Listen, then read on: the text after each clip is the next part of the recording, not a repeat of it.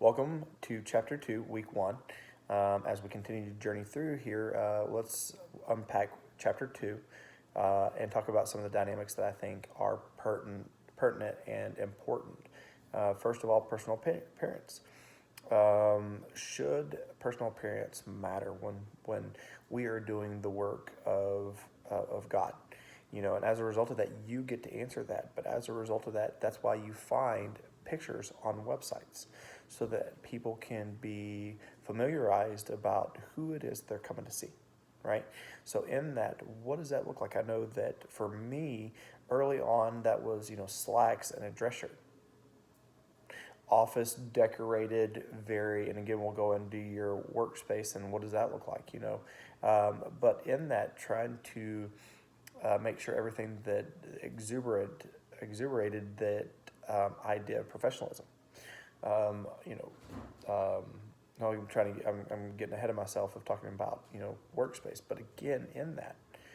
So as things have kind of evolved, if you will, where jeans on Fridays were kind of the apparent, now jeans every day. Okay, do you dress them up? Do you dress them down? Are shorts okay? If so, what does that look like? But again, your appearance communicates something, just as everything communicates something. What is it that we want to communicate? And here's the thing that I always communicate.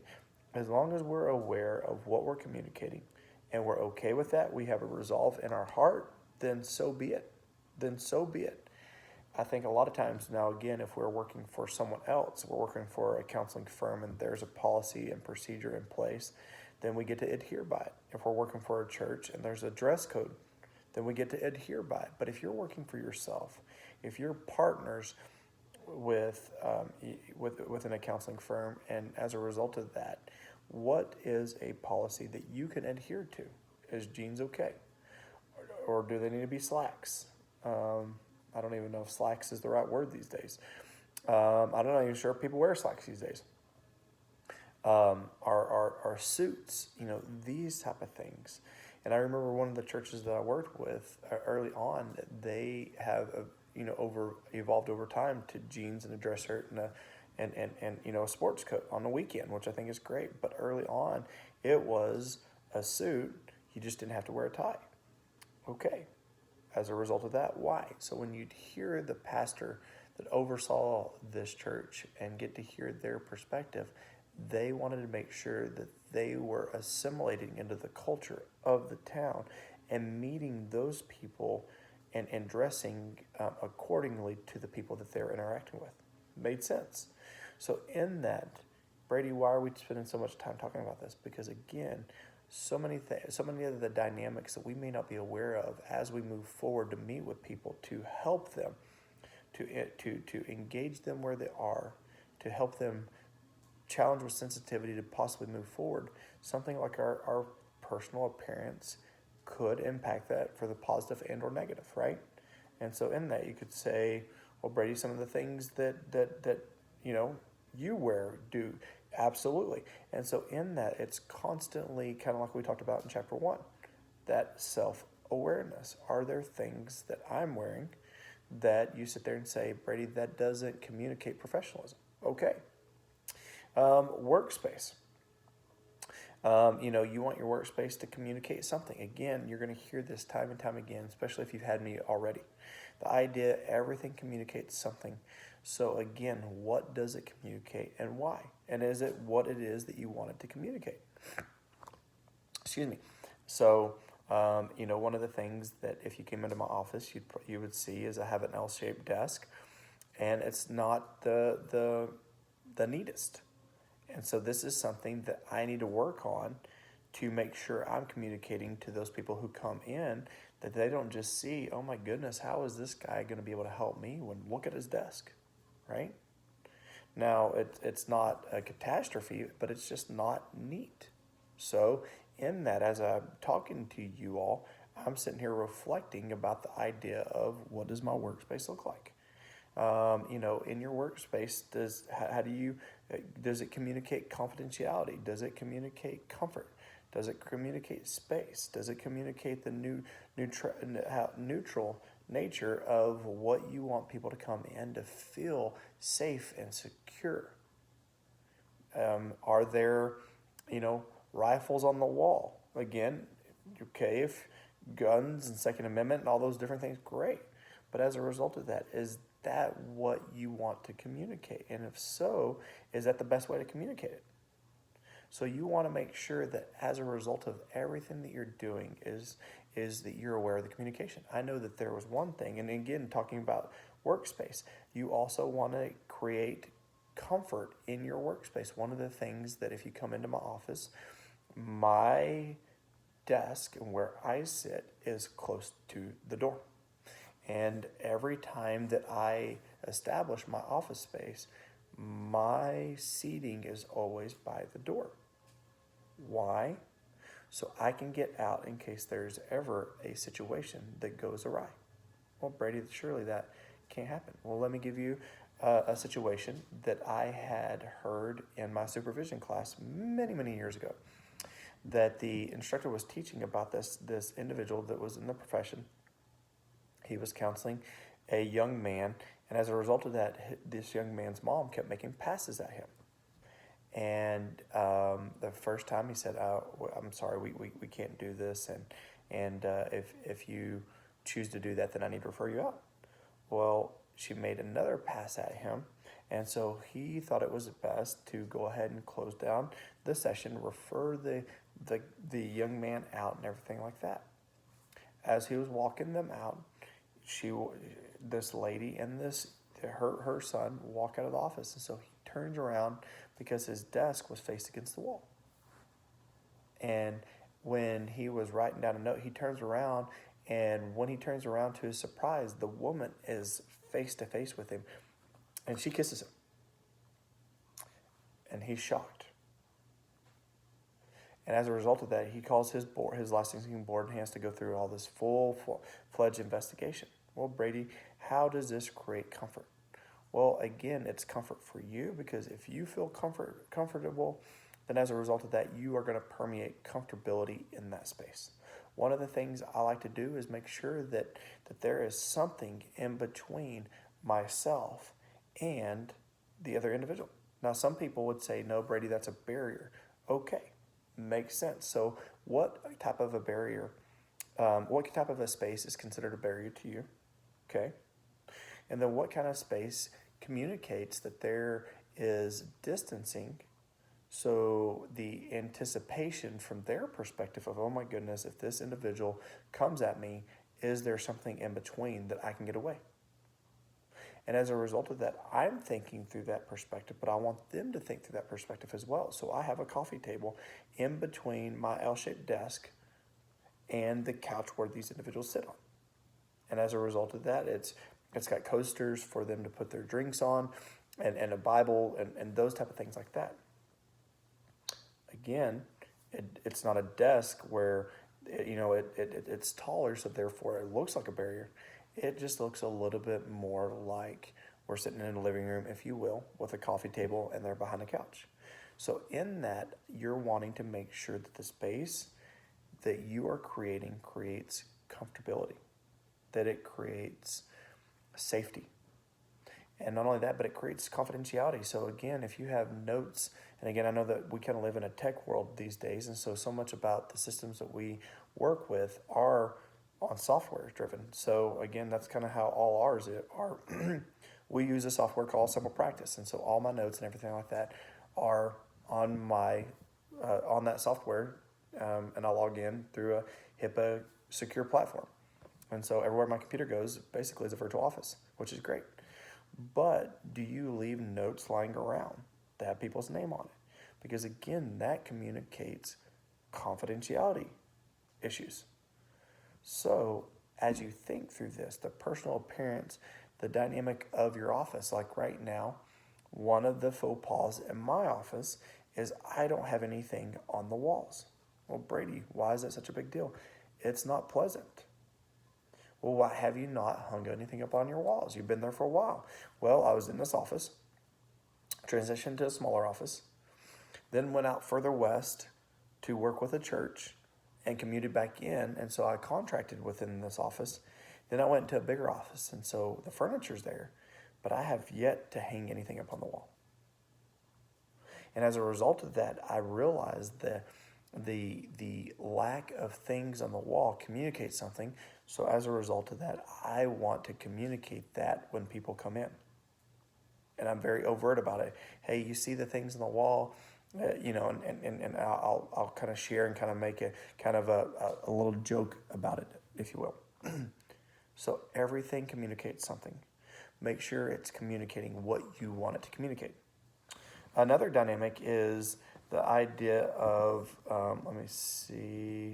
is distractions. What are the distractions that can be impacting within a session? Typically when you think about this type of class, I was always taught you reflect the individual. So don't cross your legs if their legs aren't crossed. Don't be playing with a pen. Don't be doing things that are going to cause them to be more focused on what you're doing than the engagement and the connection of what the session is about.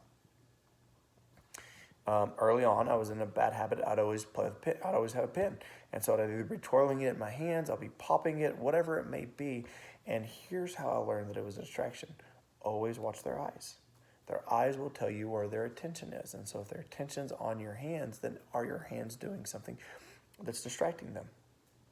Are you twirling in your chair? Those type of things. And so as a result of that, and I usually sit in my chair with my legs crossed. And so it's still one of those things that you need to be aware of what's comfortable to them. And so as a result of that, knowing that reflective mechanism of what I was taught way back when is don't do anything that the individual's not doing. So mirror them. So if your legs are crossed and theirs aren't, is that appropriate? But as a result, as we continue to move further into the field, what I like to always say is, it's okay. If you're comfortable, then do that with your legs crossed, right? But if you could tell that it's causing them some uncomfortability, then okay, then don't. But I remember the dynamic of having a good friend one time as I was learning from him. He was very laxed in his micro skills, the things of the distractions. And so one time, you would find him kicking in his feet and crossing his legs up on his desk, and he'd lean back in his chair. Well, one time he came into the office. He had an individual waiting for him, and so he went in. And typically it wouldn't be anything for him to see anybody for up to about 60 minutes. And all of a sudden, about 20 minutes, this guy comes walking out, and you could tell he's upset. So I'm in the front office, and I'll walk around the corner and go in his office, and I said, "Hey, what's going on?" He says, "I don't know, but boy." Everything was going great, but then all of a sudden, you could tell this individual was really irritated with something that was said or done. And I said, "Really?" And as we started unpacking that, what we discovered was the idea that everything was going great until this counselor decided that it was a good idea to kick up his feet and cross his legs in front of the other individual. Why? Because of the ethnicity of the other individual, and showing them the bottom of your sole of your shoe was highly disrespectful. Well, if this individual was aware of the distractions by being aware of this individual's attention, he could have been able to catch it, been able to make it concrete by establishing what he had done. "Oh, I'm so sorry. Did this cause you to be uncomfortable?" Then as a result of that, could have apologized, moved forward potentially, and as a result of that, did a bit of okay. So as a result of that, you're going to learn things about multicultural counseling, the ethical dynamics and ethnicities, and as a result of that, and do we need to know everything there is? Well, it would be great if we did, but as a result of that, the field will teach us a tremendous amount. And so in that, be aware of the attention of the other individual and determine what it is that I'm doing or what it is I'm not doing, what is it that I'm saying or what it is that I'm not saying. Is it being distracting? Another dynamic is home visits. Now, this is an area that the business partner that I have is, we've joked around about the idea of what does it look like to go into the homes of people to be able to see them. Why? Because of the convenience factor that it creates. And again, it would be tremendously convenient. And again, there are, we're actually redoing our website right now for our company. And then so there's a company out in a different state that we've actually have kind of utilized as kind of a template. And they have concierge counseling, meaning they actually go into the house of their clients if an individual so wishes that. And so as a result of that, I could see how there would be a benefit. I could see how there would be a convenience, but there's so much liability with that. I know that I've been asked, hey, Brady, especially during COVID, we can't make it to you because of whatever it may have been, but hey, is there a way that you could make it to our house? And even though I had met with these individuals for a time and two, and they probably would have been okay doing that, I just feel that from my perspective and where I stand, boy, that makes me uncomfortable. And as a result of that, if that makes me uncomfortable, then as a result of that, can I be fully present to be able to help the individual that I'm sitting across from? Or am I aware or unaware of my uncomfortability by doing the very thing that I said I probably wouldn't do, but now I'm doing it, and as a result of that, how does that impact me? How does it impact the session? So you get to determine. I know the instructor that taught this class beforehand, phenomenal instructor, phenomenal counselor. You know, his standpoint was don't do it. And I can see how he come to that conclusion. My thought is just know the legal stipulations that the state that you're in says about this type of dynamic. The concern and the legality is, are you walking into a situation that you don't know that you're walking into? Are you aware of what awaits you in the house? No, you're not. Not only that, if there comes to a point where it's a hearsay, he said, she said dynamic, then as a result of that, how do you cover yourself? How do you cover your client? How do you cover that situation as a result versus the idea of them coming to you in your office? So as a result, home visits, I never like to really give blanket statements unless they're found in Scripture, the do's and the don'ts, if you will, right? So in this, you need to think about what is appropriate for you. Is this does this create appropriation or does it not?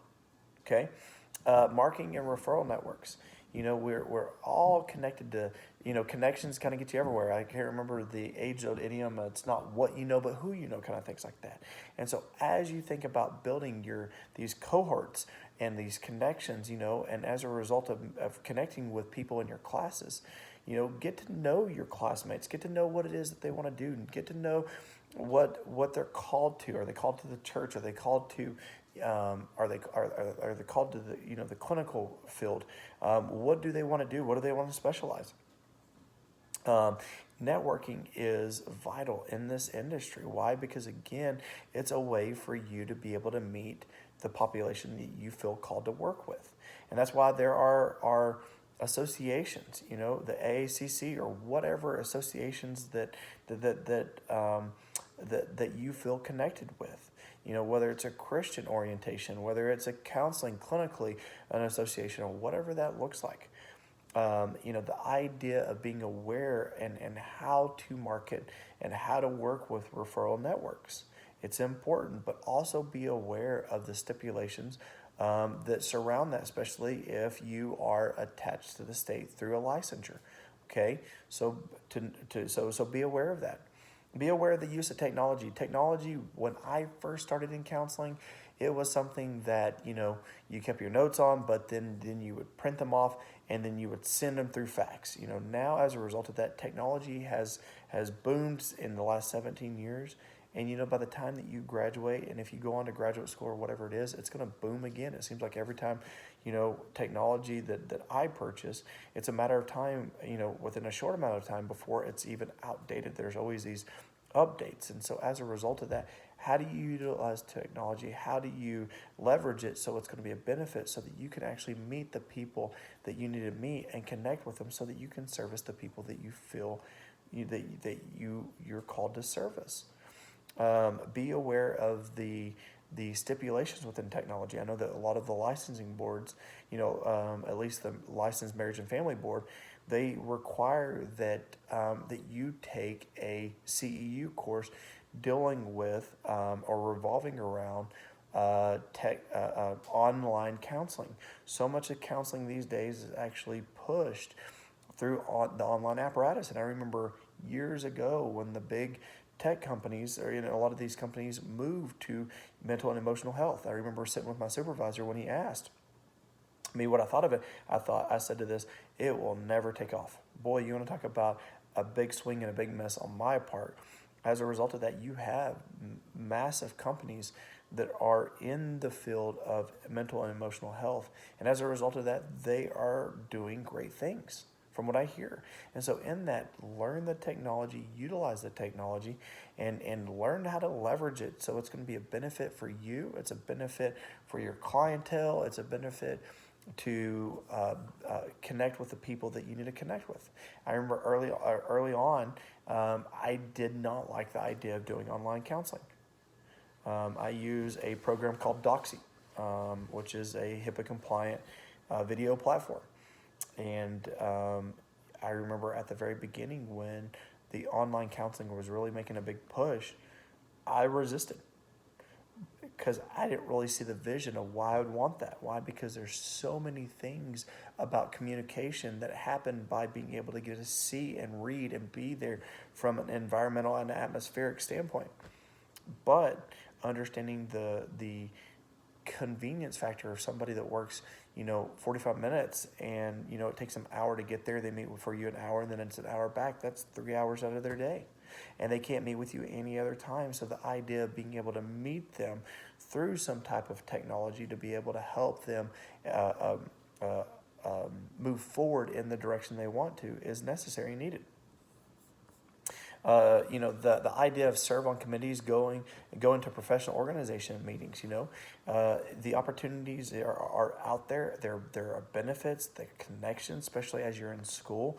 When you think about the idea of how do you market yourself, how do you learn about what practicum sites are out there. And of course, TKU has a phenomenal program internally to learn about what associations and organizations are available for practicums and interns and things of that nature.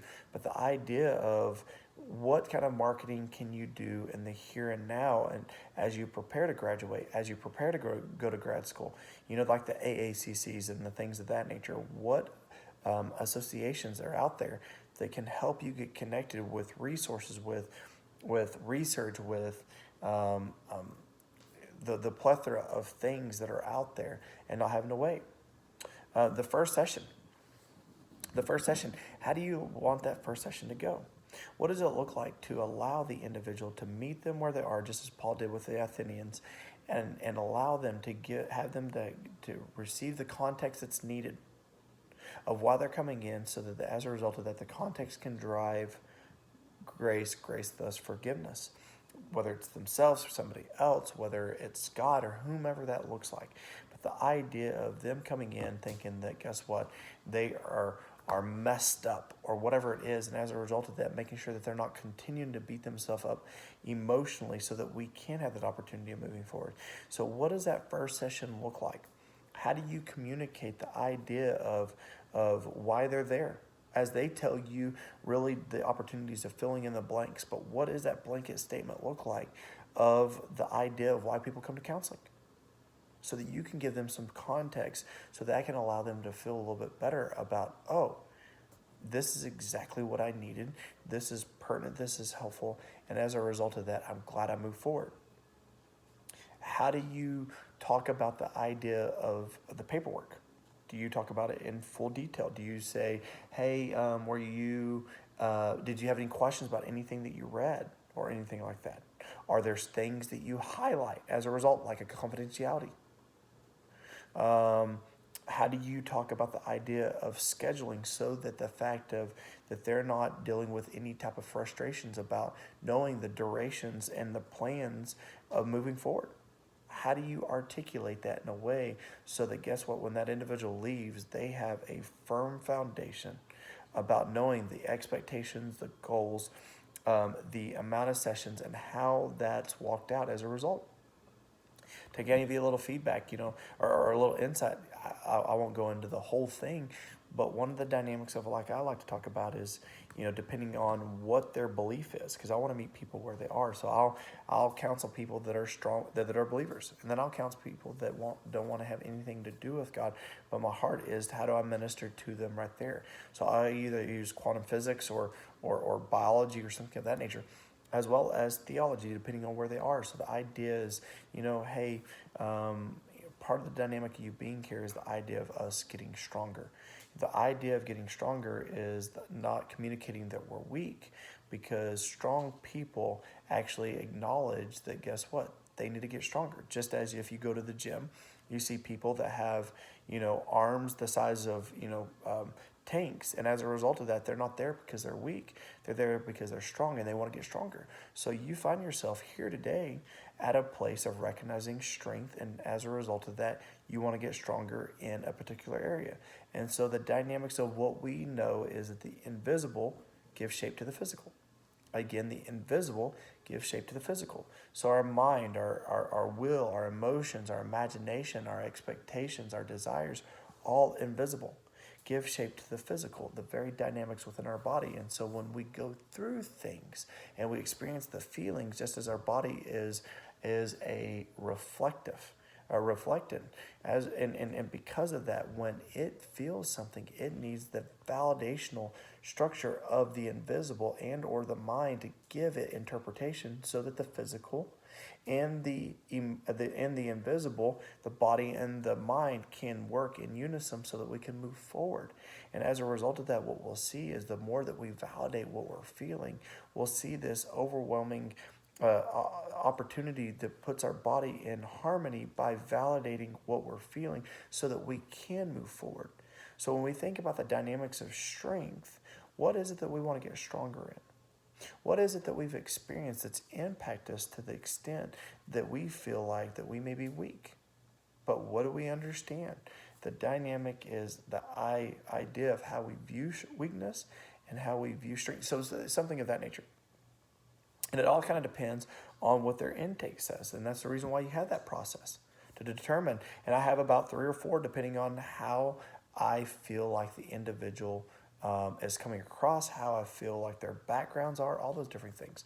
Another thing is how we communicate moving forward with sessions. Typically, I like to say, hey, depending upon the level of intensity of what we're dealing with, will determine whether or not we meet weekly. And if it's intense, but we feel like that there's a need of pacing it out just a little bit for processing, what we'll do is we'll meet every other week. And as we continue to define what these goals are, and we continue to move closer to them, what we can do is we can assess as we get closer, so that if we're meeting weekly, we can go to every other week. And if we're meeting every other week, then we can go to monthly.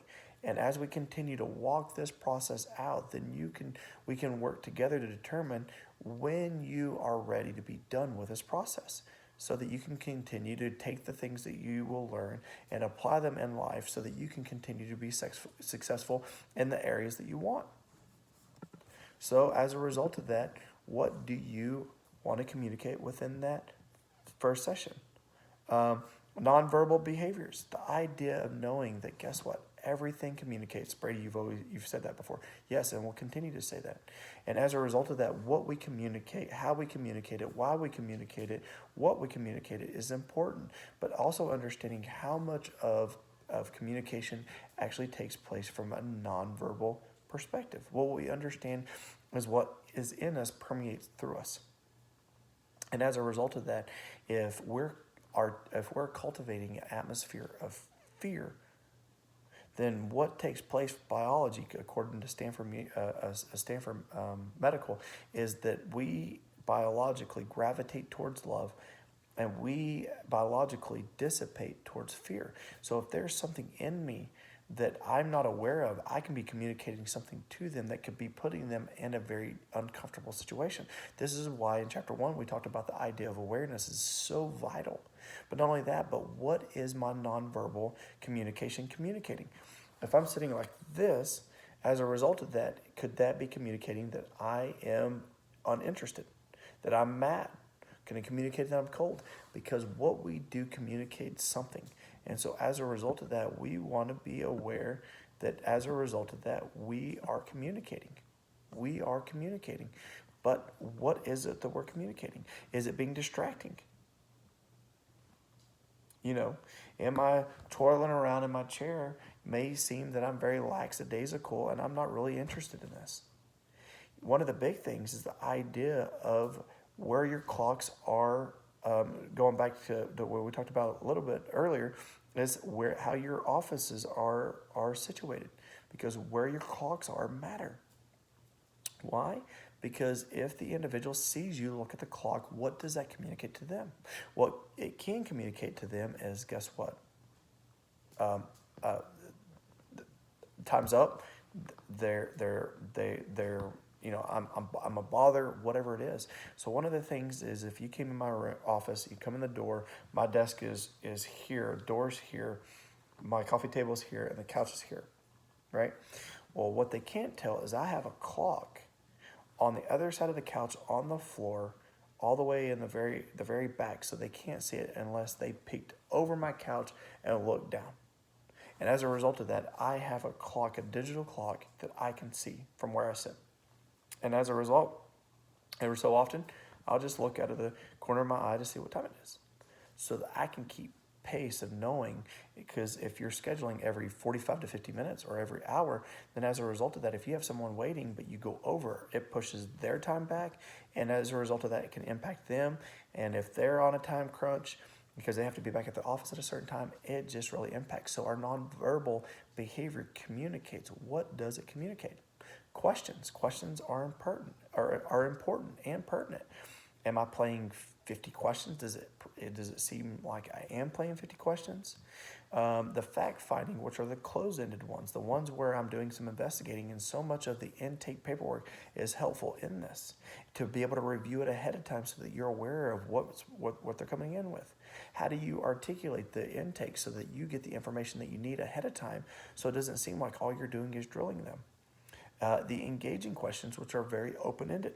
So tell me a little bit about yourself, but it can seem very vague. And as a result of that, that can communicate to the point that can make them feel overwhelmed. Well, goodness, I don't really know how to answer that.